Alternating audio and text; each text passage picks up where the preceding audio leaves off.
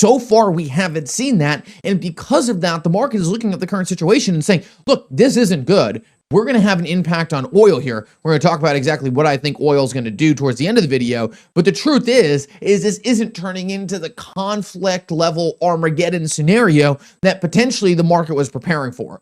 So I want to play you a video right here. It's absolutely excellent. It's going to talk about some of the decisions being made by some of these larger countries. And guys, this should let you know that this situation might actually be resolved a lot quicker than many people anticipated. And that would remove a huge amount of uncertainty from the market. This could turn this kind of scenario actually into a positive catalyst because the market was pricing in something so much worse. Listen up to this.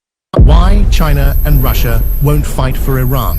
For years, Iran believed it had powerful friends, Russia, China, but as US military pressure intensifies, Tehran is discovering something uncomfortable. Its allies are transactional, not loyal. Since 2018, after the United States exited the nuclear deal, Iran's supreme leader, Ali Khamenei, pushed a look east strategy. The logic was simple. If the West isolates us, we pivot to Moscow and Beijing, and Iran followed through. Joint naval drills in the Gulf of Oman, missile cooperation, oil sales to China, military coordination in Syria. On paper, the partnership looked strong. But when it comes to actual war with the United States, the support shrinks dramatically. This week, Russia and Iran held a small naval drill in the Gulf of Oman.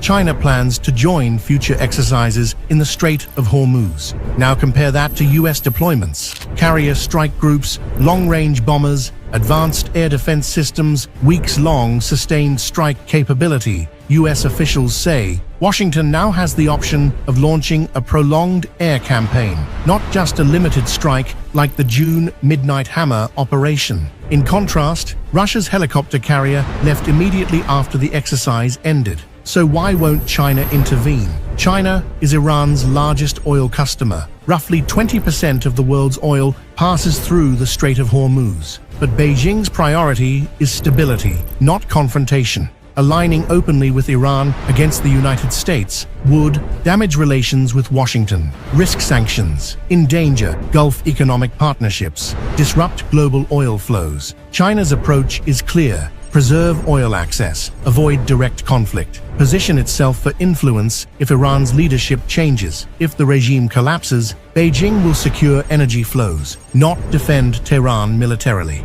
And what about Russia? Moscow has benefited from Iran. Drone cooperation, sanctions evasion networks, regional coordination, but Russia is calculating carefully.